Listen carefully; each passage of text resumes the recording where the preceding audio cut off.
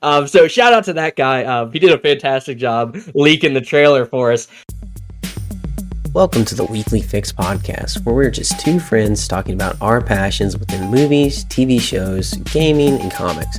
Thanks for checking out the podcast. We hope you like it. Hello, everybody, and welcome to another episode of Weekly Fix. My name is Jacob, and joining me, as always, is Zane. And we have, as always, another fantastic episode planned for you guys. We had another spectacular episode of Penguin. We had some more trailers drop that we're super excited to talk about. But before we get into any of those things, Zane, how are you doing? Man, I'm doing good. Coming off a long weekend, extra long actually. Took a half day on Thursday, then got to go to an air show on Friday. Did Mr. Mom all day on Saturday, which was great, just to chill with the kids and get a great day with them. Then a wonderful church service Sunday, and man, getting right back at it with work on Monday. It was a good weekend, dude. What That's about awesome. yourself? It's a fantastic week for me. Lots of more fun things coming out this upcoming week for me, though, that I think I'm a little bit more excited about. I mean, we have Call of Duty Black Ops 6 getting ready to drop. And for those of you that know me, you know I'm a big Call of Duty fan. Had some awesome comics come out this past week. I got actually a nice little haul. It's like the most comics I've ever bought at one time, I think. Other than that one time, me and you hit up Mythical Mountain and got that sweet deal where comics were like $1. But got some awesome comics this past week, which was super exciting. But overall, just a fantastic week. Like I said, we had some great stuff drop. We got to see some new trailers for some things. We also got another episode of Penguin, which is always amazing. So I'm super excited to talk about those things. But overall, a great week for me as well. Nice, man. What was your favorite comic pickup of the week? So I haven't gotten into reading any of them yet. I finally was able to pick up the trade paperback of Ultimate Spider-Man, which I was missing the first 7 issues. That is issues 1 through 6. So that'll be fun to finally be able to get into that because I know everyone is talking so highly of it. But I got to say, I think my overall favorite thing that I picked up was the new Void Rivals and the Transformers trade paperbacks, which everyone is talking so highly of the Energon universe that's being written right now by Daniel Warren Johnson and Robert Kirkman. So I'm super excited to get into those two things. I think they've been just, killing it every week. Everyone talks about it being like their favorite pickup of every week if Ultimate Spider-Man doesn't come out that week. So I'm super excited to get into that and see what all the hype's about. Now, Robert Kirkman is the creator of Invincible, right? Yes, and The Walking Dead. Okay. Now, yeah, so he's which he's one quite of those the writer. is he the creator of? You mentioned 2. So he is writing Void Rivals, which is what kicked off the Energon universe. And then Daniel Warren Johnson is doing the Transformers. And then there's a bunch of other things that are also tying into the Energon universe, like Destro, Cobra, lots of cool things going on there. But those are the 2 that everyone says to start with. Void Rivals is what came out first. So that's going to be ultimately what I start with before I get into Transformers and the other stuff. But I'm super excited to see what it's all about. Nice. That should be quite a bit of fun. Yeah, it's super exciting because I've never read Transformers and I've never read any of that type of stuff. So it's going to be like a completely new change of pace for me because a lot of people talk about, oh, there's all the superhero stuff, but this really isn't that. Like, obviously it's got some similar things. Like the Transformers might as well kind of be superheroes in a way, the Autobots and the Decepticons being the villains, but it's just a completely different writing style. And, just learning something like that, I think will be really fun to experience like a whole new thing. Cause I'm also a big fan of like non-superhero-y stuff. So I also did pick up Ghost Machine, which obviously a lot of these comics have superhero elements to it, but it's actually based off of like the new series like Geiger and Rook Exodus and stuff like that. So that's another one that I'm super excited about. But it's just fun to, try some new things that aren't your, traditional Superman, Batman, Iron Man, stuff like that. Yeah, no, that's definitely a pretty cool pickup, and I really like to expand your horizons a little bit. That's a lot of fun. Yeah, so I think it'll be cool seeing, how these stories go. I have so much stuff to read right now. It's actually crazy because we're still reading War of the Realms, which has been really fun. And I'm kind of newer to comics. I had never really read comics until The Last Ronin, and The Last Ronin wasn't even something that I picked up when it first came out. Like, I was late to that. So I actually read that for the first time last year. So there's just been so much stuff introduced to me, and like it's all so good. People say we're living in like the golden age of comics because everything is really, really good right now, and there's so many great storylines. And then we have all these great movies coming out that are being based off of these comics. It's just really fun. So I'm excited to get into some more comics and just overall, learning so much about so many of these IPs that I've loved for so long, but really didn't, get to experience them fully like you do when you start reading the comics. Well, and it even makes it more difficult for you because you don't do digital comics. Yeah. Unfortunately, I'm one of those people. It's like video games. I try to always get like the physical copies of video games. It's just something about like having it in my hand that I enjoy it more. Like this goes past like the collecting aspect of stuff. Like video games I will buy digitally. Like I'm not super against it as much. Like if I can pick it up physically, I would prefer it just because I like having the case and the artwork and all that stuff's cool. But for reading in particular, I have very sensitive eyes. Like I have to wear sunglasses when I'm outside, like all that stuff. So I always keep my like computer screens, like the lights are always super low on them, like the brightness level is always super low. So I feel like reading and stuff like that, I wouldn't mind it necessarily, but I wouldn't get to see the art pop as much if I had the brightness turned down so much on if I was using like an iPad or a Kindle or something like that. So that's more kind of a reason why I like to buy things physically when it comes to reading, but I also think it just makes it a little bit better when you actually have that comic in hand. Yeah, and I definitely get that. Now, personally, I really enjoy reading comics digitally. The only thing that I struggle with is when it's a full page panel, and like side to side. That's really frustrating, having to flip from one page to the other to back just to read, and you kind of don't realize that it's that because offhand. But anyway, Yeah, yeah. I that's kind of where I actually got my start, was in digital comics. I have a bunch of digital comics, so um I have no issue reading them digital. I do prefer the physical, but man, it really is annoying with how many ads are in a freaking comic Oh book. man. It's crazy. It's I crazy. don't. Well, it's also funny. Like I just started reading like individual comic runs. Like when new comic each week, you're excited to read it. That's also super new to me. That's something I just really have started doing like in the last couple months. I was always like an omnibus reader or like a trade paperback reader, and those ones always don't have any of that stuff, right? Because the comic's Right, already which been is out. This is better. just yes, it's amazing. But when you get into these new stories and you are keeping up with it weekly, I had no idea how many ads were in these comic books, and if that's what they got to do to keep them going, that's fine, right? Like, I don't mind it. It's easy to flip right past that page, but they are very annoying sometimes. Like, you'll be on the edge of your seat, like, oh, this is crazy. And you flip the page, and it's like, oh, call 1-800-Marvel if you'd like to don't. No, I just put that at the end or put it at the very I beginning. Don't put already it right in the bought the middle. comic book. I Yeah, bought this literally. comic book. You don't need to advertise to me. Yeah, literally. So, I don't hate it because I understand it. Like, that's how the world works. But yeah, I'm I had annoyed. no idea. Yeah, I had no idea how much ads were in comic books nowadays. So I think that's hilarious. Yeah, it's very annoying to me. I'm very anti-advertisement when I'm paying for a product already. I find it very frustrating.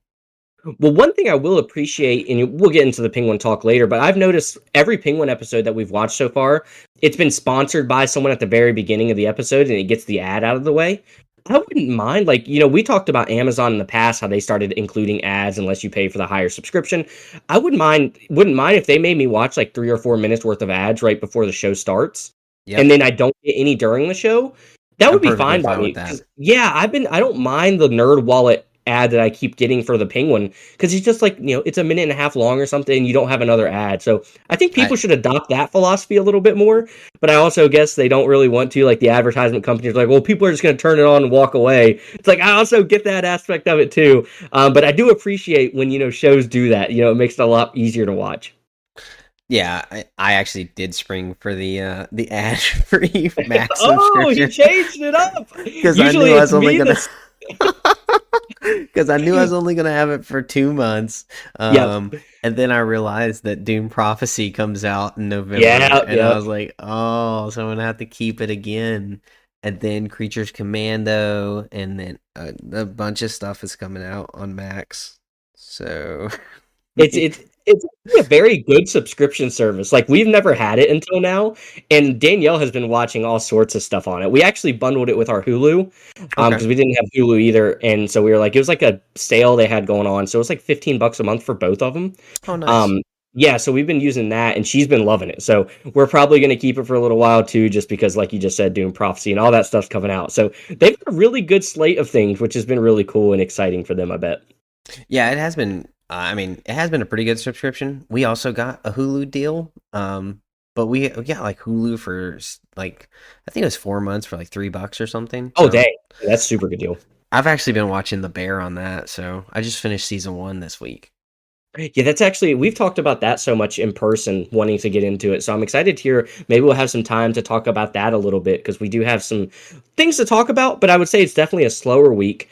as far as a lot of things go, because we're just going to be talking about Yep. some trailers and stuff like that. Well, we don't have like Um, a movie or like a yeah, massive exactly. like three TV shows to break down. So Which might be a nice change of pace for you all. And you guys are probably like, will you guys just get into the topics of the show already? Because we've just been rambling on about comics and ads all this episode, but it's fun nonetheless. But how about we go ahead and hop right into the topics of the show? Like I said, we have some trailers that we're going to be breaking down. We have probably my favorite thing and most exciting thing we're going to be talking about is we finally have some information that was dropped at NYCC for Invincible, and we also got a little teaser trailer, which is super exciting.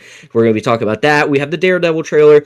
We're going to also be talking about some Venom predictions, which that is coming up very soon, and you actually already picked up your tickets. And I got to say, when you sent me that message that you picked up your tickets and you were like, hey, if you want to come, here's when we're going and here's where we're sitting. I told Danielle today, I was like, hey, we might need to sit down and binge through these Venom movies so we can go watch with them. But we'll get it's to only that. it's only like 3 hours. Yeah, it's not too bad. It's like One Rings of Power episode. That's right. But then we're going to be getting...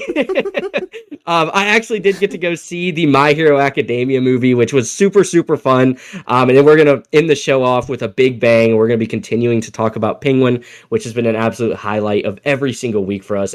Always has us on the edge of our seats. So that's the little topics of the show. Zane always does a really good job of showing you guys down in the description. So if there's something you guys want to skip to, if you guys just can't wait or don't want to hear our voices for a whole hour, I completely understand if there's just one thing you want to hear us talk about. But let's go ahead and talk about, I think, the most exciting thing for me personally, and that was the Invincible news and the teaser trailer we got. Now, I know when I originally messaged you, you hadn't had a chance to see the teaser trailer. Have you had a chance to watch it before this podcast? Yeah, I think I watched it like 3 or 4 times. Yeah, it's worth though. It's actually a worthy little teaser trailer. I mean, I was actually satisfied with that kind of being the full trailer. Like, right? Yeah. With as invested in Invincible as I am, I don't need much more. And I really love what they did with, I mean, kind of memeing on themselves. You know, they did that in season 2 a little bit with the animation style and saying like, hey, we're showing the back of people's heads and, you know, so that we don't have to animate as much. And then in this one, they're like, hey, we learned from our mistakes. And it's like no season break. Man, that was our biggest ream on this show, was that they took a 4 episodes and then took a break. And they're not doing that this season, which is music to my ears. And I'm so happy. I'm so happy about that. Yeah, I love that they are willing to go out on that limb because it really does fit the Invincible theme. Like, they're always messing with people, they're always messing with themselves, and I love that aspect of it. Like, hey, we know we messed up, we know you guys hated it, but guess what? We're not going to continue down that path. No season break. You know, just super fun stuff like that. And the trailer actually had some cool Easter eggs in it, which I think we'll get to talking about here in a little bit. But overall, like you said, it doesn't take much for us to get excited for Invincible. But this little teaser definitely delivered for me. Yeah. No, it definitely delivered with me in promising what the future is to come. And especially realizing that we're not ready. We're not ready for what's coming. And I think just as much as Mark isn't ready for what he's going to have to face in season 3, I don't think we're ready for what he's going to be seeing. Oh, I know I'm not ready, and I'm so pumped about that. Like, it's got me so excited for what's to come. And I know when I watched the trailer and I sent it to you, I was like, hey, does it look a little different to you? I thought the animation actually looked even more polished. I think Invincible always has really good animation. I really love the art style that they go with it. But did you pick up on that any, or is that maybe just me not having seen Invincible for a little while, where we've been a little ways without the show? Did it look a little bit better to you, or was that maybe just my eyes deceiving me a little bit? See, I don't know. So I did watch it a few times specifically to try to pick up on that, because Peyton also reached out to me and was like, dude, did the animation look much better? And I was like, on my first watch, I didn't think so. And then I watched it a few times, and maybe a frame rate increase. Maybe that's what it was. Yeah. Maybe they went from like, I don't know, 18 to 24 frames. I don't know. Yeah, something like that. Maybe there's a slight change. It didn't seem drastically different. But I could maybe sense maybe that was some of my placebo, because I was told, hey, it looks different. But I definitely think there was something to it. I thought it looked good. Yeah. Well, I definitely thought it looked good, and I think the frames is actually a really good thing to bring up, because that was one of the things I noticed. I felt like it looked so much smoother. Like, and obviously I think that's part of the Invincible art style, is like that animation is a little choppy, and it kind of makes it fun because you really get to see like the impacts of punches and stuff, that the way they draw it up and everything. But that was one of the things that stuck out to me, was like, hey, this looks really smooth and really polished, which if we're going to get a whole show like that, even though it was just a little scene of them in Burger Mart, I get all that. It did look really, really good. So that had me excited just from like a quick glance of the teaser. Yeah, absolutely. And I don't know. I am very excited to see like what they jump in. Do you think there's going to be a time jump? Because I kind of feel like from this teaser we might be getting a little bit of a time jump. I think we're going to, but I don't know. I think the show. Do you mean like at the very beginning, like first episode, we're going to jump ahead a little bit from where we Yeah, last first left off? episode. Yeah, that's where I would think the time skip does come in. I don't think it's going to be like in the middle of the season, like we skip like a year ahead or something. I definitely think like maybe this first episode will be like a year in advance or something like that. Okay. Because I think that kind of makes sense with where we left off. Things had kind of quieted down a little bit. We do have these big figures looming in the background of like more Viltrumites showing up and all those things. So I think it would make sense. And also just the way Cecil was talking to Mark, like, hey man, you haven't been training. Like, did you forget that you got your butt kicked by these Viltrumites when they came down here? And next time they're going to kill you. So I could kind of see that because of the way he was speaking to him. Like, hey, what have you been doing? It wasn't like, hey, we need to get you something going right now. It's like, why haven't you been training? And that's kind of what I was hinting at. I think they were kind of showing like there's already a time jump, and maybe we pick up like right after this. Like, and I don't know how he wouldn't be training. Like, how would you not be getting ready after what happened in season 2? Yeah. Yeah, I think it's going to, and I think it might. Maybe we'll get like a little bit of a Rocky style training montage or something like that for Mark, because he's going to have a lot of training to do. I mean, with what we saw Anissa do to him, and we've heard some rumors about some of the characters that are coming. Anissa was nothing compared to what we might be getting in this upcoming season. So I'm super pumped for that. Now, did you pick up on any of the Easter eggs and some things in this episode, or maybe did you listen to any teaser breakdowns or anything like that? I didn't get to listen to anything. We've been pretty busy, had a pretty busy weekend, so I didn't pick up on anything in particular. But I did want to ask you: have you read past this? Because I know you picked up the Invincible series. Have you read past where we are? So no, I'm about where Mark meets Anissa for the first time in the comics. Okay. That's about where I'm at. And I'm thinking, February is coming up. I have all these other things that I'm reading. I think I'm willing to wait a little bit because the comic, I've talked about it to you a little bit. It is actually quite different, some of the things that they've chosen not to do in the show that they did in the comics and vice versa. So I think I'm going to go ahead and start to slow down a little bit with Invincible. Take some time to catch up on some of these other series that I'm reading. Because February is really not that far away. And I kind of really like the idea of not knowing what's happening in this show. Like, I'm excited to see, like, and be surprised by stuff.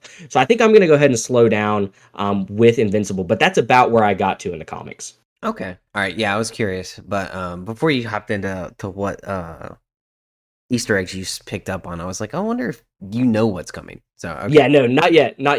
Right. I've really had, like I said, I was into it for a while. Like, I think I caught up to like the Anissa fight in maybe about like 3 nights of reading.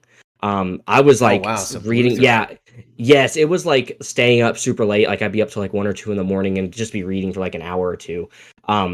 So yeah, I got super into that for a while, but I started to slow down a little bit when some other things came out. So no, I'm not sure what's happening next. I kind of want to know, but I also don't, because I really just kind of want to be blown away by the story they're going to do. And I've also heard a lot of writers, or not writers, I guess reviewers, say that, hey, if you guys have liked Invincible up to this point, this is where the show is probably really going to take off, because apparently about where I'm at in the comics is where people were like, it's game-changing material. So I'm super pumped for that. Okay. All right.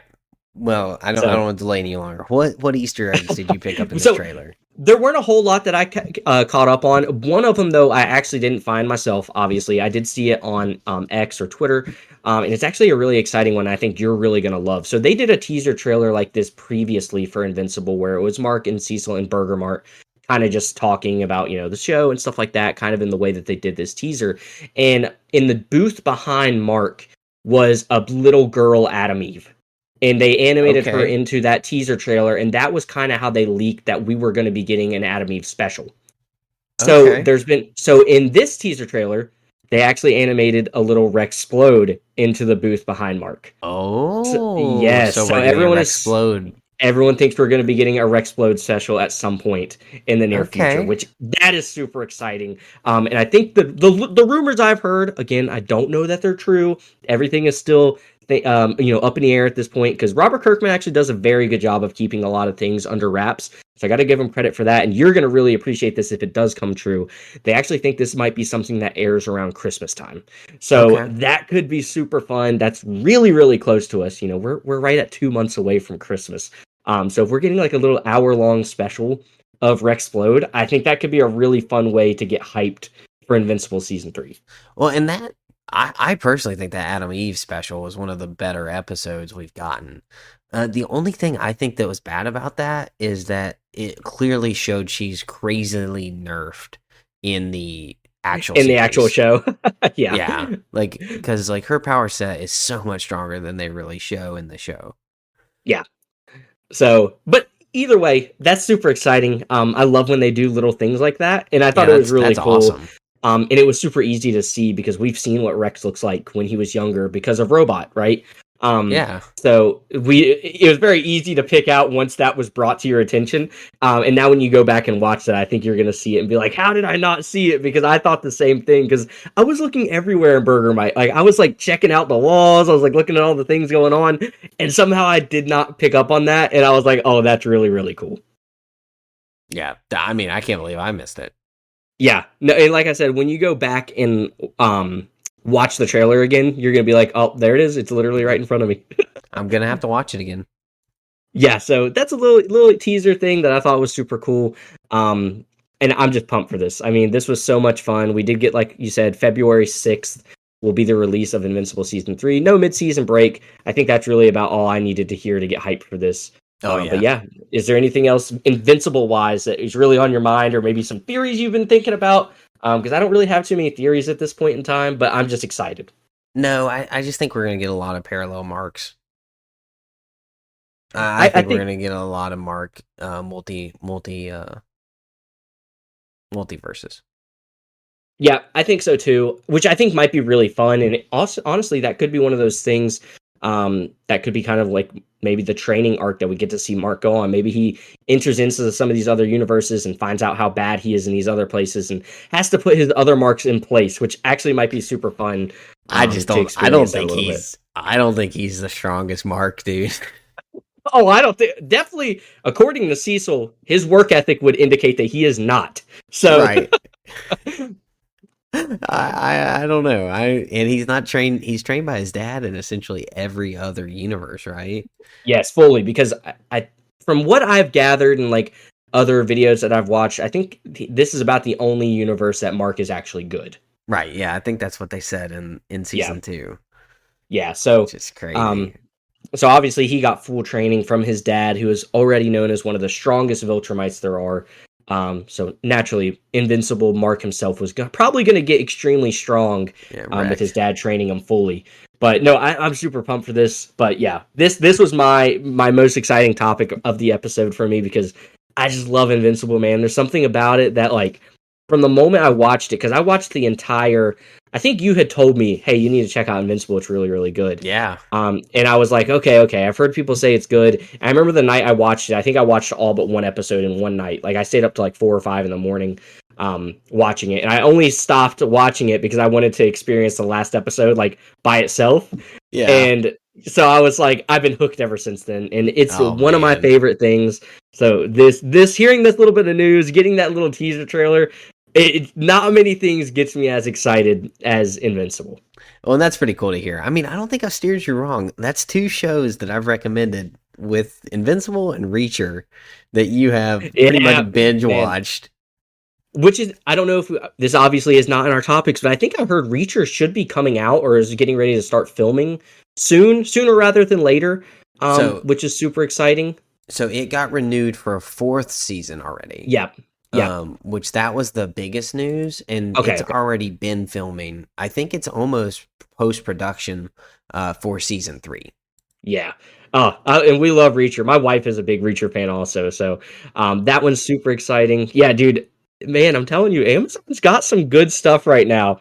Um, Man, yeah, but let's get back on track because I feel like we could get into a Reacher talk real quick. Another trailer that we got that I know you really, really enjoyed was the Daredevil trailer. So why don't you tell Oh us a little yeah. bit about the Daredevil trailer since I kind of talked my head off a little bit on Invincible. Tell me how Oh, excited hey, this that's made you.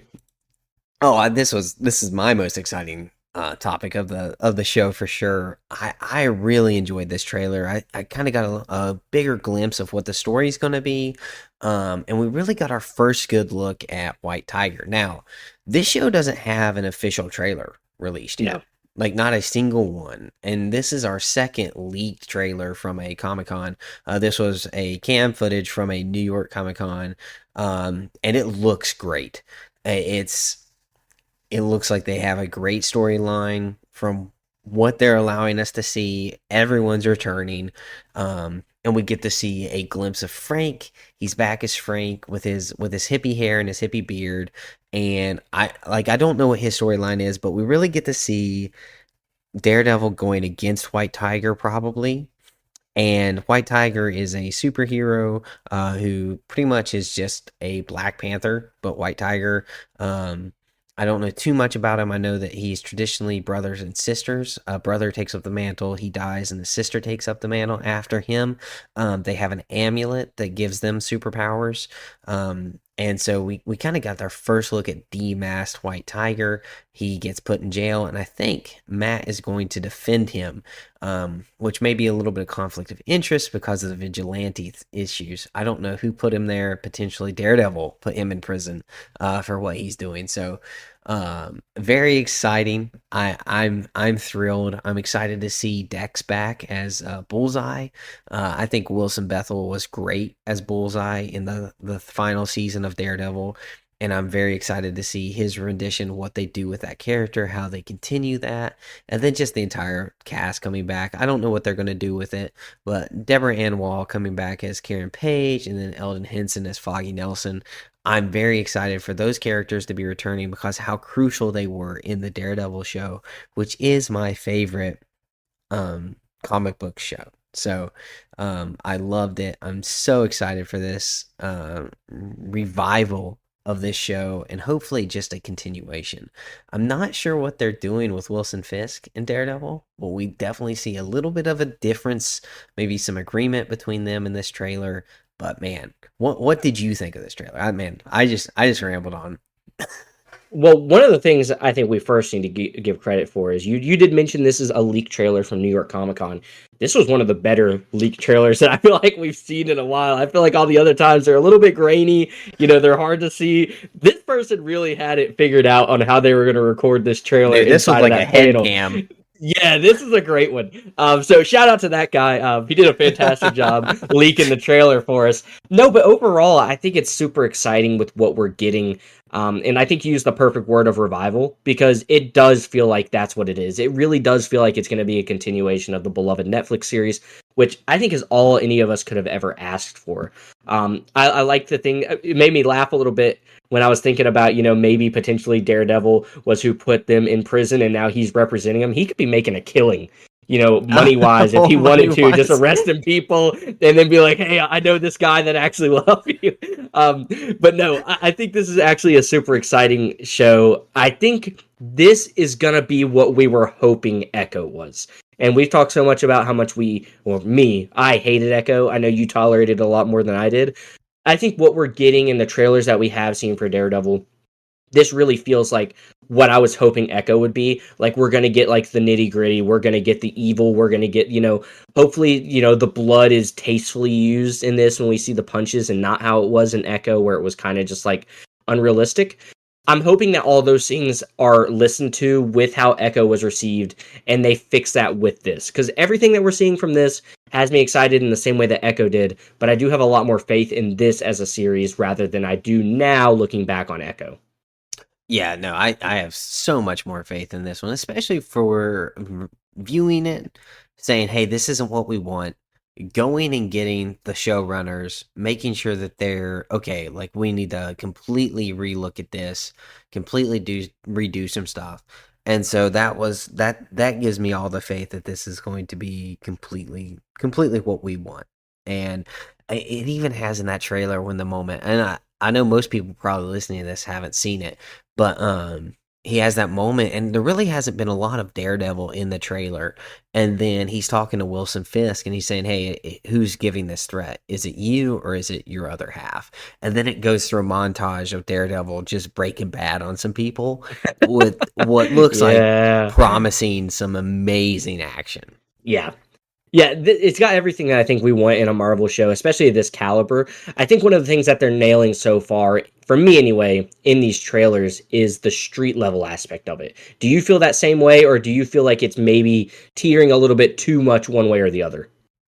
Oh, I definitely think it's very street level. The only thing I think that will be a little bit larger, and I'm okay with that with New York. It's staying in New York. It's staying Yeah. in, maybe not in Hell's Kitchen, but it's staying within the city of New York, and I'm okay with that because Wilson Fisk apparently is going to be running for mayor, and so as long as it stays within New York, we don't really get too much, you know, city ending plots. I think we're Hmm. going to be really good. And I do think it is street level. I do think one of the weirdest cameos is Kamala Khan's dad is Yeah, in this yeah. trailer.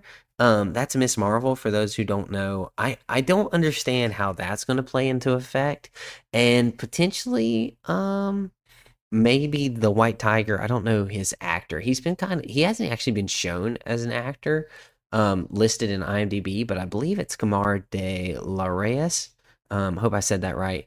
But I don't know if maybe he's a Muslim and they know him that way because Kamala Khan is Muslim and they have a mosque and stuff. So I'm curious what the connection for them coming in is, or maybe he just needs a lawyer for something that happened in the Marvels. I don't know. But I thought that was a really interesting. Did you have any thoughts for why he's in this trailer? So that is my more so biggest concern is because she is a very powerful character, and I don't think she fits the street level crime that we're wanting in the Daredevil and the Punisher and those type of characters. So I'm hoping that it does stay with that and the fact that hey, this really is just, hey, he's needing a lawyer. It's a fun cameo, just a way to kind of connect the universes a little bit more. I really don't want to see her in this show just because I feel like when someone like that gets involved, it's kind of like, the Captain Marvel, those are just too strong of characters for what we're wanting here. So I do hope it is really just a universe connecting type thing and not a way of introducing her to where she's going to show up later in the show. Well, and I do think that Miss Marvel power level, even as of now, is actually pretty low. And I would say Daredevil wouldn't have too much trouble with her. Um, I'm not going to say that he's outright going to beat her. Hmm. But with his skill, I'd say he definitely would. With where she's currently at now, give her a few years of learning her abilities. But I don't think he would have any trouble taking her down, especially with her powers being connected to the Bengals currently. I'm sure that'll probably change later, but I don't really see her power level as being an issue. Yeah, and that's more so just I want this to be a Daredevil show, and I want it to be, the Punisher. Give us those Netflix characters that we really love. I don't think we need to force the MCU characters that we have currently into it. Like, obviously, I know they're MCU also, but I think you get what I'm saying. We Oh, don't I would need agree with this. that. Yeah, we don't need it to be that. So that's kind of my biggest concern with seeing them there. I do think it could bring an element of fun to the series, which might be needed because I do think this is going to be a very dark and grim storyline. So maybe a little bit of comedic relief there might be very well warranted in a show like this. Okay. And this is coming quick though. I mean, this is they got the release date of March 4th, I believe. Yep, yep, I think you're right. So that man, so exciting. I'm Yeah, excited no, about it. this one's super exciting. Like I said, this is what I was hoping Echo was going to be because we were pretty excited for Echo when it dropped, and then we're just super disappointed. So I think they're going to take a lot of the feedback that they got from that because I feel like Marvel's really been listening a little bit more to the things that we've been wanting and asking for. So I do have hope that they are going to fix some of those things. Now, one of the things I am a little bit excited about, and this is probably going to sound like hypocritical coming from me because of how much I hated on Rings of Power for being super long. I think they did announce that most of these episodes were going to be around an hour long. And I like that for the fact that that is different for Disney. I think Disney has been one of those things that's always cutting episodes short. Like, hey, you got like 40 to 45 minutes and you need to cut it there. I'm excited that they're giving them a little bit more leadway and time to tell a good story here rather than really limiting them to that 40, 45 minute mark. Yeah, and especially with how they like chopped up their stories. It's not even Yeah. necessarily that like they didn't have enough time, but I felt like they had to tell a complete story almost, or like a complete series of a story Hmm. within one episode.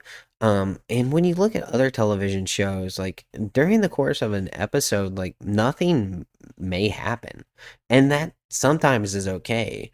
But they definitely felt because of the ridiculous amount of okay, it has to be 6 episodes. They can't be over more than 40 minutes of Hmm. actual characters on screen time. I agree with you. I think this is a big benefit in the right direction, and I'm a big fan of Rings of Power's length, so clearly I don't have an issue with it. So Yeah. So I know it sounds hypocritical coming from me, but again, these aren't hour and 15 minutes. Give us just that hour long episode. I think it's really just a good sign for the way Disney is planning to do things in the future. So that's Daredevil. That's our little bit of talk for it. Did you have anything else you wanted to touch on before we hit our next topic? no, I'm good. I'm thrilled about it. Well, let's continue with Marvel characters because the next big movie we have coming out, although it doesn't take place in the MCU, it is a Marvel character, and that is Venom. Now, we're getting closer and closer to Venom. You actually have already purchased your tickets for the show. Now that we're getting even closer and closer for it, are you getting even more excited for this? I don't know. I'm not necessarily more excited because I've been excited about it. I think in our October rundown, I said this was my most excited movie of the month, Yeah. and that still holds true. I think this is just going to be a blast of a film. I think it's going to be so fun. I think the action is going to be spectacular. I think we're going to have a killer performance for Tom Hardy, and he did show up in New York Comic Con, surprise guest at Hmm. I believe it was a what was it, a cosplay like ranking or Yeah, yeah, contest, I think you're right. and said that he wanted to fight Spider-Man.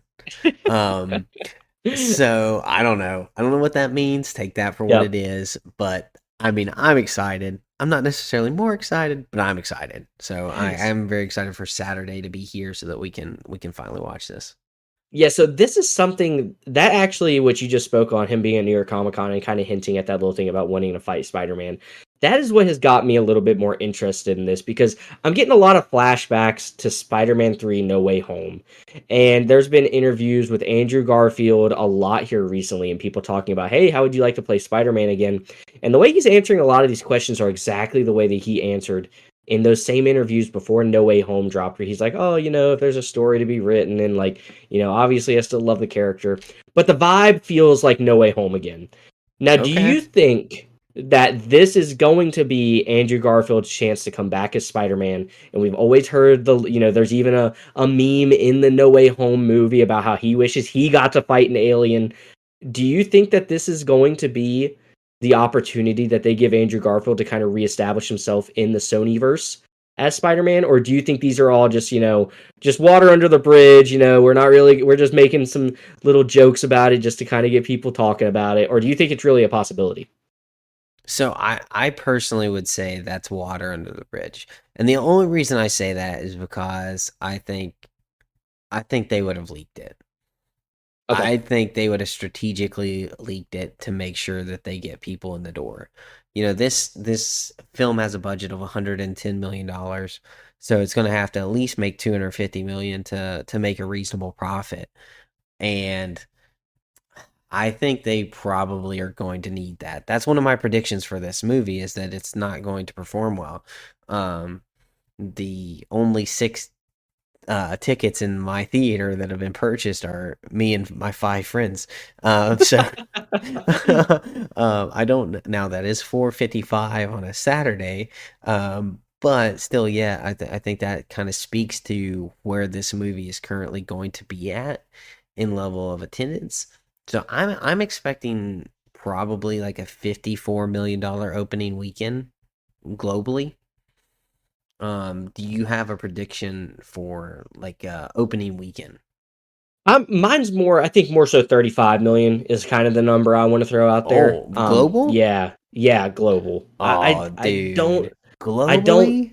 Yeah, something about this. I just have not heard a lot of That's hype around low. it. I thought I was And crazy low.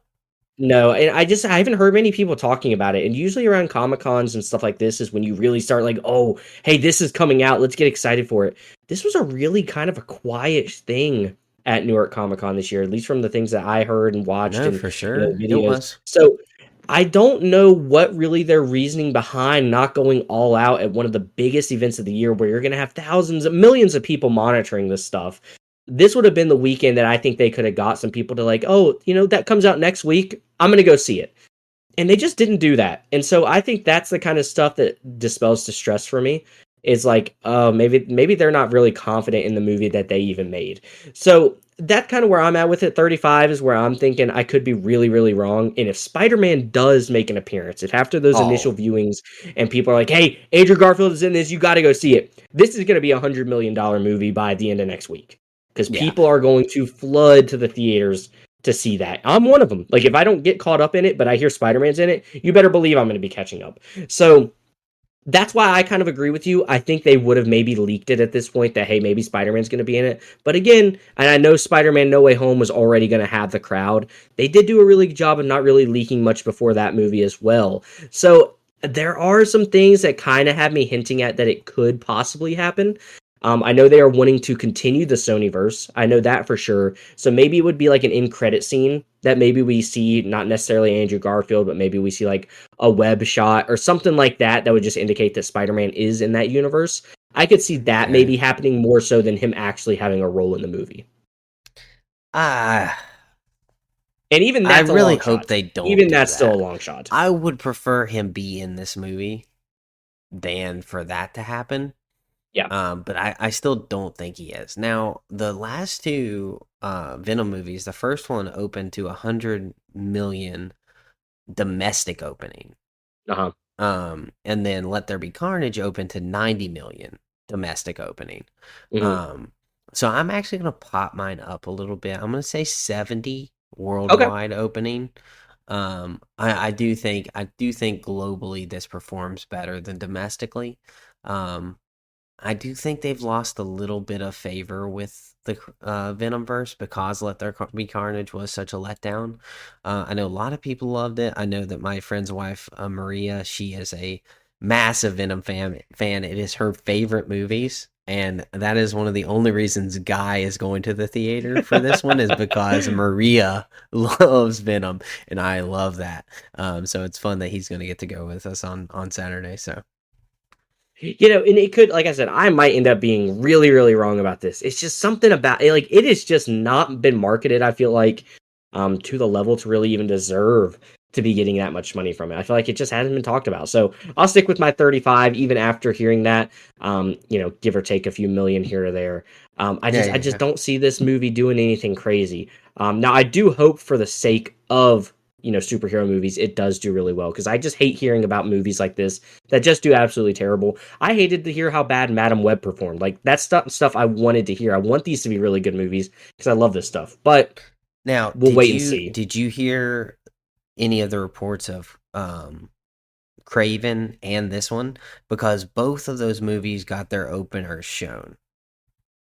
Did you hear the reports of that at New York? Yeah, I heard a little bit about it. Is Craven supposed to be a movie? Yeah, Craven's coming out in December. It's Oh, it's a see, movie. for some reason I was under the impression that was going to be a show. No, that's a movie.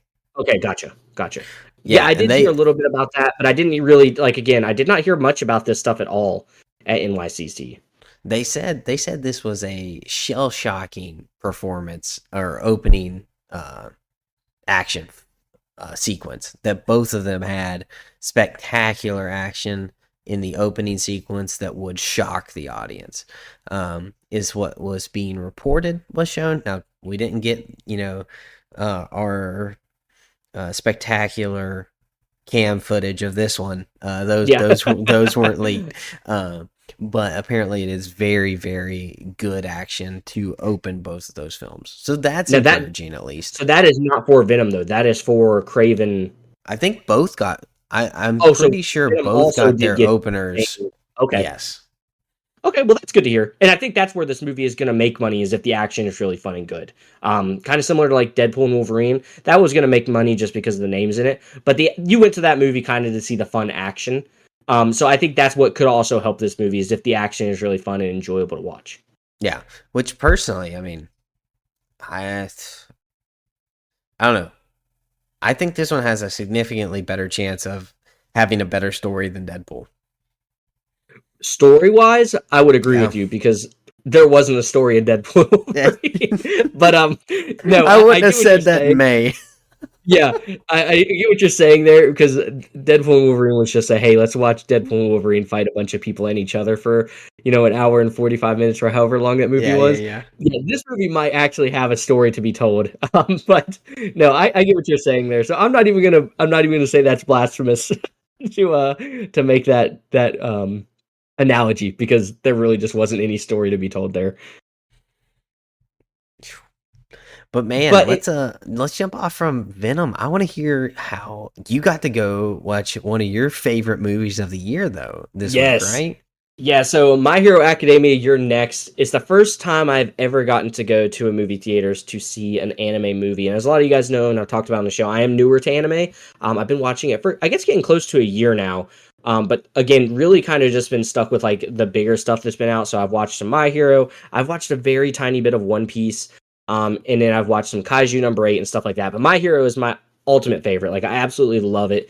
We just finished the season, so it was really nice though, even though we didn't have a new episode to watch, the movie dropped right after this first season ended. So that was really fun and like a nice little way to have something to watch even though the season was over.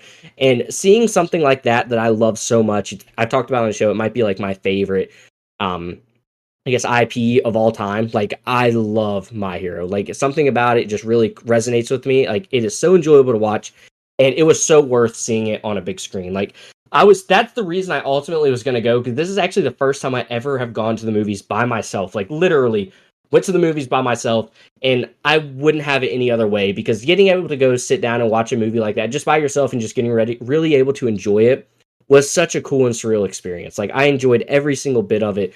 The action was awesome. Seeing the animation like that, which I already think My Hero has incredible animation, but then seeing it like on a screen like that and getting to hear the soundtrack in all of its glory, like it was awesome. Like it was such a spectacular time. The story was really cool, which is also one of those things. Like it is tied to the main story of My Hero in a way that like you could watch it without having watched the show at all if you really wanted to, but it is better if you have watched it and you have some familiarity with these characters and all that type of stuff because it is tied to the story but not in a way that is essential to view. So that's super fun that they actually made it fun enough to where you were enjoying it regardless of if it was pushing the ultimate story forward because it doesn't. It's just a really fun movie that you get to just go and watch and enjoy. So yeah, all those things, I just absolutely had a blast with it. I told you that if, obviously we've had some crazy movies this year, like Dune 2, nothing's going to take that off of its mantle as movie of the year. But this is my favorite, fun movie of the year is how I said it. I enjoyed Yeah. this more than I enjoyed Deadpool and Wolverine. Like that was the type of movie it was for me. And that's kind of the genre I would put it in, is it was that type of movie. Just something really fun to go and enjoy, but not something that was ever going to be like, oh, it was the best movie of the year. You have to go see it whether you like anime or not. It's not that. This is definitely a movie that if you're not an anime fan, you're not going to enjoy it. But if you are, it's something that's really fun to go and watch and just get to experience something like that on the big screen. Yeah, and that is awesome. And I think a lot of people don't think animation like is worthy of being gone and seen in the theaters. Mhm. But I don't think that could be any more of a wrong take. Chelsea actually got to go watch uh, what is it, the Wild Robot this weekend, and she got to talk about how cool some of the animation in that was. And when we watched it, I mean, it was very stunning, and it's an animated film. So I'm very happy that you got to go see one of your favorite IPs on the big screen, how it's supposed to be enjoyed Yes, at the that's what I'm cinemas. talking about. Yes, So very everything is cool. better in the movie theaters. I don't care what anybody tells you; it will never not be the case. No, it was super cool, and it's one of those things. My Hero is coming to an end. We only have one season left of it, and there's been talks that they're gonna do, some spin-off shows and stuff like that. But I took this as an opportunity. Like I never knew if I was ever gonna get the opportunity to see something like this on the big screen, so I knew I Yeah, had for to go sure. see it. So like, if you were one of those people that's like on the fence about going to see something that you really love on a big screen, just do it. Don't chicken yourself out of it. Just go enjoy the movie by yourself. It was really a blast just being able to sit there and just enjoy something that I really love. And that's awesome, dude. I'm so glad you got to go see it. Yeah, it was super cool. So if you are a My Hero fan, if you're an anime fan, I don't even know if this is in theaters still, because usually anime movies only have about a week to 2 weeks runtime in theaters before they eventually start moving out to Crunchyroll and stuff like that. But if it is still in your theaters and you're a My Hero fan, or maybe just an anime fan that you're familiar with My Hero, it was a really, really good time. Oh, sweet. But that's going to do that for that review.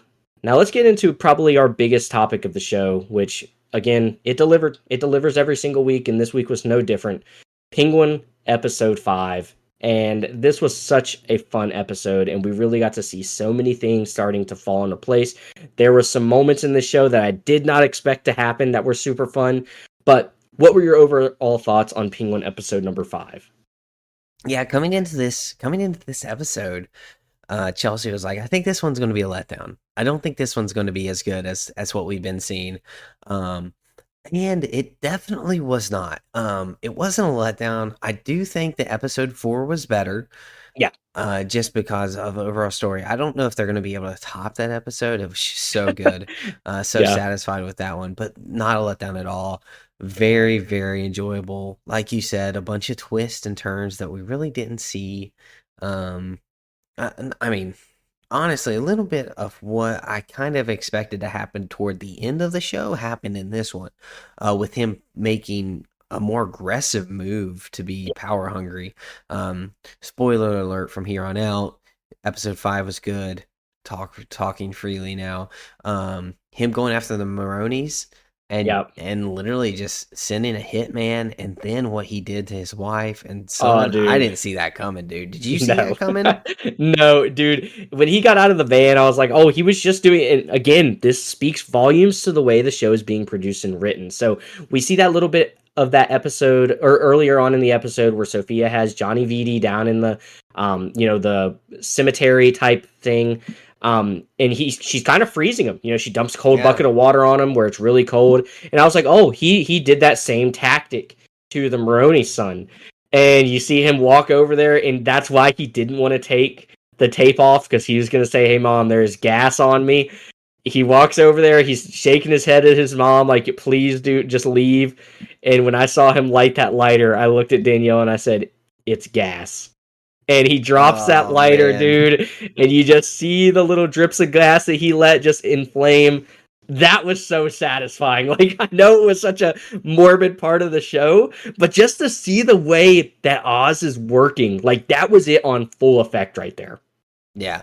And had no intention of that ending peacefully from the get-go. Like they No. took his mushrooms and it was over. It was over for them. They signed their death warrant at that moment.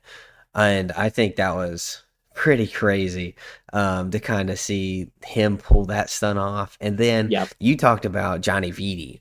And that was one of the things about this episode I was very upset about, is watching it and seeing what she's doing to Johnny Vitti there. Hey, we have to know why'd she keep him alive? Okay, she had to know where the money was.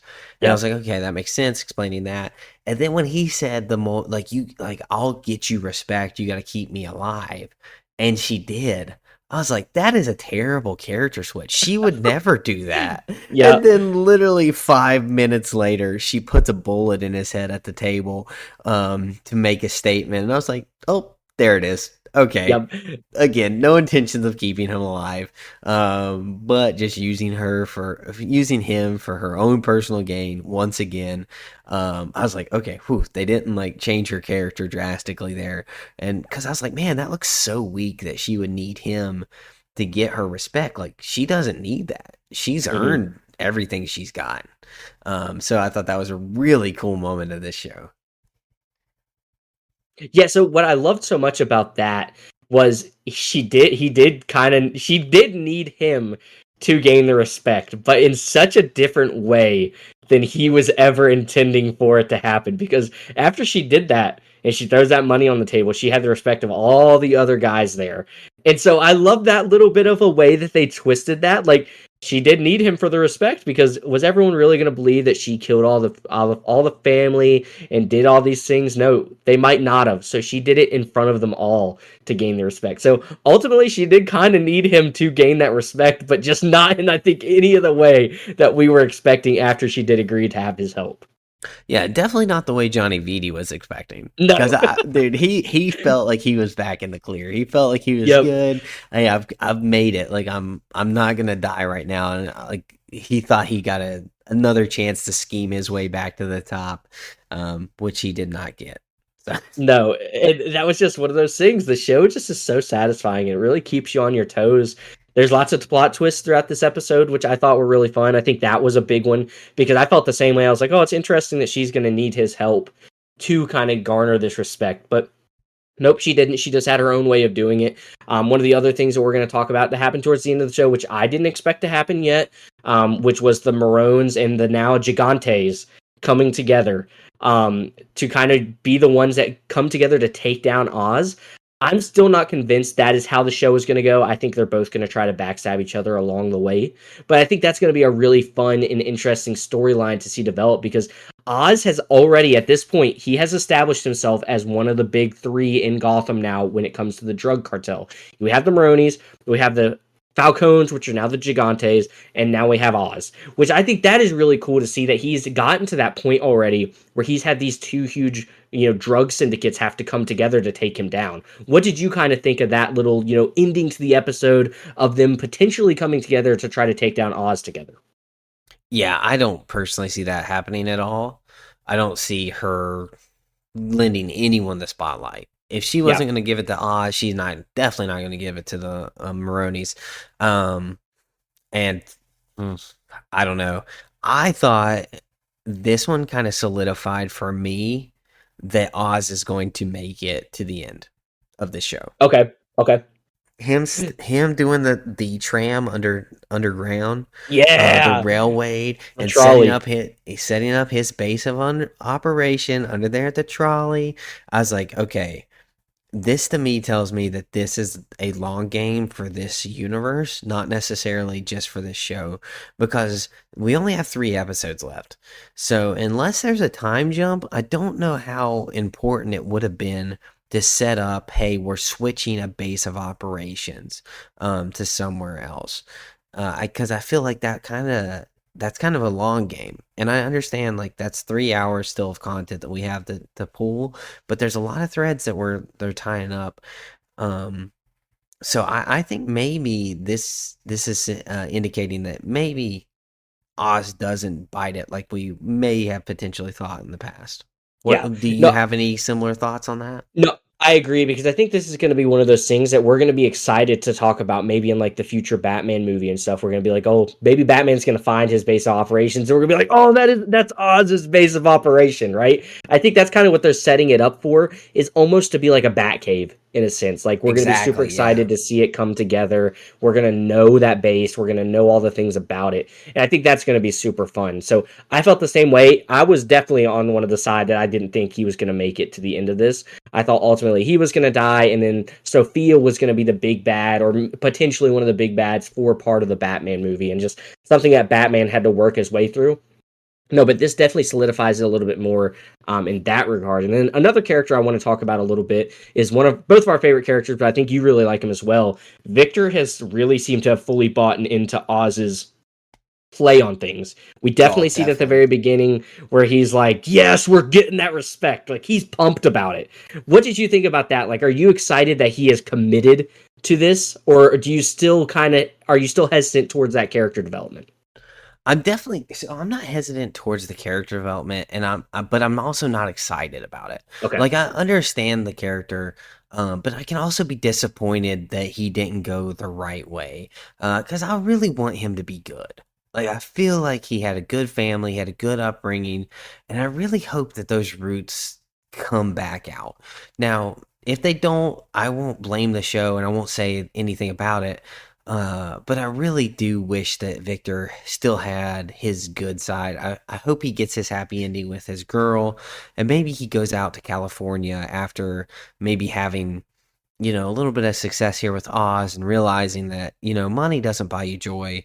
And definitely gang violence doesn't buy you happiness. So, it'd be nice to kind of see him learn a overall moral lesson and maybe someone in this show doesn't just be the absolute worst. Um, but I don't know. I thought his character choice of taking his mom to his old was it Crown Point. what's Crown Crown Point. Point? Taking her to Crown Point was a very interesting call.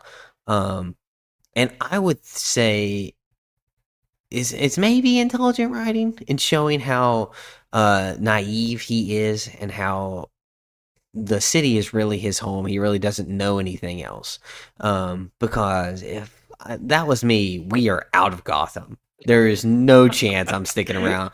This crime boss that I've just seen douse somebody in gasoline and shove in the back of a van, and tells me to go take care of his mom, that she's in danger. After knowing all that he's done, we are out of there. Yeah, y'all ain't gonna find me. Like Right. Oz ain't gonna find me. I gotta give it a task. I'm outie.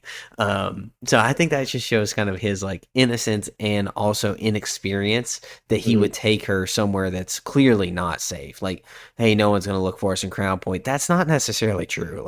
I don't know about that one. So, So um, that has me really excited actually that he took her there, just for the simple fact that we see that moment where he sees, I forget what the guy's name is, but he's familiar with, he knew him before everything happened in the Batman movie, before his town is flooded and all that stuff. We see that he has that moment where he's like, oh, we can't let him see us, we can't let him see us. And what got me so excited about that moment is we've seen Victor do some stuff now at this point. We obviously saw him kill somebody when he hit them with the car, but we've not seen him kill somebody with his hands yet. And I think this is going to be the moment that we see him really embody that villain role and really kind of be under the wing of Oz. I think we're going to see that confrontation happen. And I don't think he's going to intentionally seek out to kill him, but I think he is going to kill him because he's going to be threatened. Maybe Oz's mom is threatened and he has no other choice. But I think we're going to see him enjoy doing it. And so I'm super excited to kind of see how that storyline goes because I think there's a lot there. And I touched on a little bit where I kind of had thought earlier on in the series that maybe he becomes like a Robin figure in the show. Maybe he's like a Nightwing or something like that. I kind of still think that could hold true because Nightwing isn't always, just this clean cut character. He does do some bad things. So I'm kind of hoping that that maybe happens, that we kind of see him do these things. He starts to learn to be okay with killing. But then ultimately by the end of it, he almost takes on that Daredevil role a little bit, right? Where he's okay to kill if he has to, and he has the skills to do it, but he doesn't just go out seeking to do it. He only does it when justice is needed and deserved. So I'm really excited kind of to see how that storyline goes. And I was super pumped to kind of see that moment between him and that character that he does know. yeah, I saw that character, and that was one of the reasons I thought that was maybe a stupid choice, was because he saw that character. Because he Um, knows he's probably still there. yeah, and maybe he doesn't. I don't know. It just doesn't seem like too long ago that he was with that group, so I feel like he should have known. Um, but yeah, I think your prediction is actually pretty good. I think that he's going to potentially get dirty with his hand, and honestly, I hope he doesn't. Like You're holding you're on to like, that good kid, yeah, Victor. yeah, you're like I hope he kills somebody with his hands. I'm like, dude, that's pretty dark, Jake. Like, Right. you know. Yeah, you better watch yourself around me nowadays. I'm a loose screw. Um, no, It's but not- that's got me excited, man. Like I love to see the character development, him actually just buying into it. I think all too often, I think Star Wars has really suffered with this, and especially the Acolyte. We saw a lot of that just full flipping, right? Like, oh, we're gonna be good for this episode, but then the next episode we're gonna be bad. I'm super excited that this show hasn't done that, and I'm hoping that that does continue. Like, hey, he's just a bad guy now. There is no more good left in him. He's picked his path, and he's gonna walk it. Ah, dude, that's not character development. That's character deterioration. Like like his character's leaving him. I I understand. I get what you're pointing at, but man, it's really sad to see potentially good kids get taken down a wrong path because of terrible influences in their Yeah. life. And we see this all too often in actual reality. You Oh, for know, sure. people don't have a dad. They grow up without anyone to respect. Somebody comes along that has a fancy car, flashes some stuff, and they think they got the good life, and then all their soul's lost chasing and devoting to this other thing. So um I can't separate what I watch from reality. And so I still hold on, like, man, I really hope like they find a way out of this situation for Victor, because if he was in real life, even some kids I coach, I think like I can see them as a victor, right? And I see some of their choices that they made to kind of chase after some things that aren't fulfilling in this life. So I hope for my own sanity that they're like, at the end of this, he does become like a Nightwing or something. That's like, okay, Right. he's good. Like, he's a good guy. He's working on it. Yeah, I think there's still we've seen a few Easter eggs in the show that haven't really come of anything yet. One of them we actually saw in the very first episode where we see Alberto actually has a meeting on his phone with the Gotham Knights. So that has to play in at some point. Maybe we kind of see Victor, get involved with them, and maybe that's kind of the way that he has out. But no, I'm excited for that. I really do. I love the separation because that's one of the things I think has really hit us so hard with the Penguin. And one of the reasons why we enjoy it so much is because these are things that do happen in everyday life, and it's super sad, obviously, to see that stuff happen. But it also does make the story more believable. And so I think that's kind of one of the things that I've enjoyed about the show is like, oh, this stuff can happen. It's not as fictiony as it actually is. These are things that we actually do have. We know kids that deal with these problems, and they do go after these things based off these poor influences. So I think the show has done a really good job of really, I guess you would use the word humanizing the show and really making it believable and all those things. But I am one of those people like I can separate it, and I'm like, yes, let's see Victor just go crazy. Like let him be the one that kills all the Falcons. Like I want to see that character just kind of go unhinged. Man, I So love the differences. I really do. It's fun. Oh man, that's crazy though. maybe that's just like the inner action movie screaming in me. Like, hey, I just want to see Victor just like pistol clips. Just dropping on the floor. Kind of like I still want to see Green Hulk catch Red Hulk's punch, but we'll get to that at some point. But no, overall, I think this is another fantastic episode. I still cannot be more pleased with what we're getting. Every single week, I'm excited for it. Every single week it has been delivering. And I get what you're saying. Obviously, I don't think this episode was as good as the previous episode. And if I'm not mistaken, I think the previous episode is one of the highest rated TV shows ever on IMDb, which is very impressive. And it's very hard to replicate those things. But I think even coming off of such a high episode, they did a really good job of still delivering with this one. Yeah, coming off of a 9.5 is Yeah. pretty tough to beat. Now this one doesn't have near as many reviews yet, but it's still at a 9.1, Yeah. and I think that may be a little high for this one currently with what we got. I think that the two episodes before this were better. I think Bliss and uh, Chintani, I believe is how you say that. I think so. Which Yeah. is, I think those were the two that really stood above the rest so far. Even though everything else is good, I think the other ones are solid eights. And I think Hey, Bliss was coming in at man. like a 9. This was coming in at a 10 for an episode. For an episode. Yeah. Yeah. For an Well, episode, I see, think they were I guess eights. that also does make a little more sense where you don't give like decimal points. Like Yeah. for me, like I agree. When you're actually rating something, I would rather just give like something. If you're gonna do decimal points, it can be an 8.5, but it can't be like an 8.9 and stuff like that. But ultimately, for me, like that's what this episode felt like. I think this was like an 8.9 on that scale. I don't think it quite got to that 9 status, but so many things happened that I really enjoyed to see. And I was really excited with the direction that the story went. Like I loved Oz losing the mushrooms. That's something we really haven't talked about. That he only has 2 buckets of them left now, right? So Yeah. he's gonna have to figure out how can he make these because we've heard how long it takes, and he's not even the person. He doesn't even have the person that does make them and grows them at his disposal. That's one of Sophia's connections. So that's going to be a storyline that I'm super excited to see how they deal with it. Overall, though, this was like an 8.9. I know obviously we can't give it 0.9s. We're overall rating something. So I think that does make sense where you're coming in at the 8 because I don't think this deserves like that 9 rating, but it sure was very close for me. Yeah, and I think the only reason that this like falls a little flat for me is the storyline for Sophia and the Maronis. I I really don't love that Maroni got out of prison. Okay. Even getting the keys, getting stabbed like that, like and Well, you know then what I like to breaking out of say. jail. Like they did Disney-fied it, like You know, yeah, I was about to say, you know who they called for that? They had Kathleen Kennedy on speed dial, dude, they and had the they mouse in said, the house. yeah, they said, hey, could he survive a stab to the stomach with a knife? And she said For yes. sure. I think anyone could. Heat that Yeah, sucker so up to, 300 degrees, yeah, Celsius, and then we're still, it would cauterize well, it, it wouldn't yeah, have I was about to any say if it's issue. that hot, it's gonna cauterize it. Literally, it's Yeah. no pain It after wouldn't that. boil, it wouldn't boil your blood and innards. No, no. No Um, issues.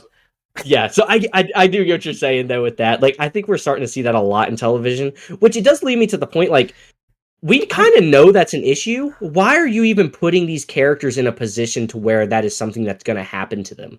Well, Right? so Like, getting stabbed is one thing, and I can get taking a pocket knife to the stomach. I can get over that. Like he didn't get samurai stabbed through like the center of the chest, wasn't a lightsaber. like it wasn't a lightsaber. I can get away with a pocket knife to the stomach, but walking out of Gotham Of prison with Arkham Asylum. The Arkham like Asylum. was that just a swinging door? Like was there no other so that's kind of my nitpicking. Like that part of it kind of took me out. As soon as he made that call, I was frustrated. Not only that he was alive, but then to say thanks for the keys. Okay, so all it took was a set of keys and you just walk out of prison and no one's Yeah. looking for the number one crime lord in Gotham as they walk out of jail. Okay. Now we do know Batman has a swinging door in all of his prisons. 'Cause, they Oh just yeah. keep coming Well, out. he loves to have them keep breaking out. He gets bored. He's got to have Yeah. someone to fight. So So yeah, so some of that stuff for me was the negatives for this show, where it's like, okay, I didn't like that. I felt like this Sophia talking to the cop. I hated the cop. That cop, okay. dude, I could not wait for that dude to shut up and get off screen. I was like, what is he saying? Like, what? Like, I could they not have got anyone else? Like anyone so else to talk? Like this dude's been smoking 8 packs a day for 70 years. Like what in the so world? my complaint with that is I felt the same way. I was like, what is this dude saying? I don't know if you've had subtitles on for this show. I had to turn them off. Dude, the subtitles on this show are so big. And I don't know if there's a way to fix it. I had to turn them off. Like they were literally a distraction because I usually don't like having subtitles on, but there are some shows that I will do it for. Like Peaky Blinders, I have to have the subtitles on because the accents are so thick I cannot understand what they're saying sometimes. And this show has some of those moments where I'm like, what in the world did they say? And I just can't put them on for this show. And if you guys haven't, you guys need to try the subtitles. Again, I'm using the Hulu Max thing, so maybe it's a Hulu thing. But the subtitles for this show are way too big. So if you guys have a Well, way of knowing how to like minimize them a little bit, please message me because I need all the help I can get. well, But I did I feel the have same this. way. I have the subtitles as like there's like a subtitles over text. And Okay. I have all of my subtitles off because here's something about me. I detest any subtitles. Like Yeah. I detest them with everything in my being. And when someone asks to turn them on when they're at my house, I do say no. I just and I'm sorry. It's just I can't. And that's mean, but like when we go to your house, or their house, and you want them on, that's fine. Like I can adapt, but I'm not willingly Not at putting them Zane's on. house.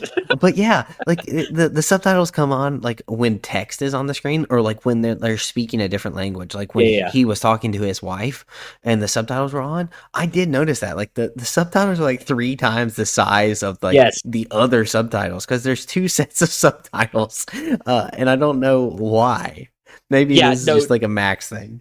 it is the worst. Like I literally because I put him on one episode and I had him on for about 30 seconds because I couldn't understand what was being said and I felt like it was important. And I looked at Danielle and I was like, I have to turn these off. They are too big. Like they are taking up half the screen. So again, if one of you guys out there know there's a way like a setting or something that you can like select the size of your subtitles, which if that's not a thing, obviously I haven't looked for it. That should definitely be a thing. But yeah, That so is on Amazon. You can do that. yes, I don't know if it is on Hulu though, so they better have that as an option because I felt the same way during that scene. Like I could not understand what he was saying sometimes, and like he kind of did feel out of place a little bit. So yeah, I understand that complaint also. Yeah, I looked over at Chelsea and I was like, "Thank goodness he's gone." And she's like, "You're telling me like she detests like here like that's one of the reasons she doesn't like Peaky Blinders is because she couldn't understand them. Understand Like what they she were hates saying. it. Yeah. Yeah, the Peaky Blinders is really bad for that. But no, I understand that complaint. And he was I kind of felt like I was like, why couldn't she have put a bullet through his head instead of Johnny Beatty's? But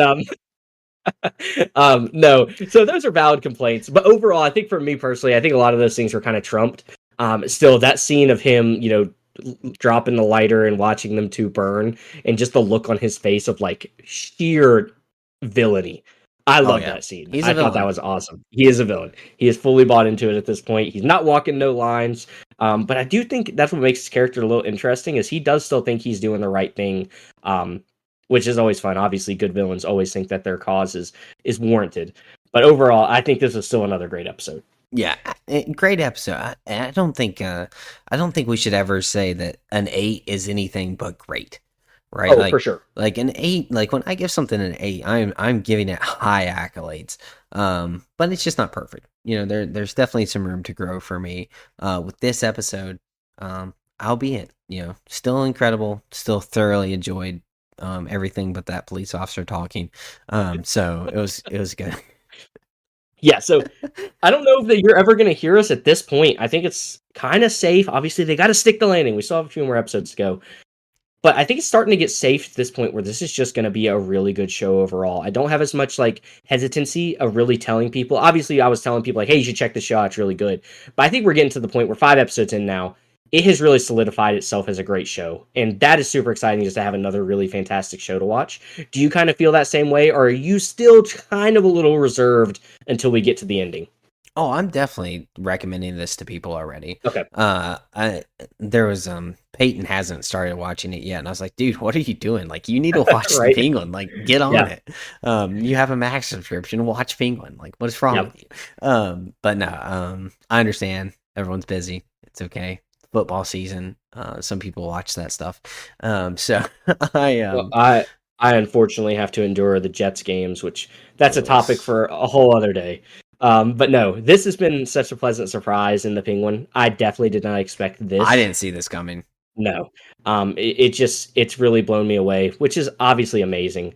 But I think that's going to do it for the Penguin talk, unless you had anything else you wanted to touch on.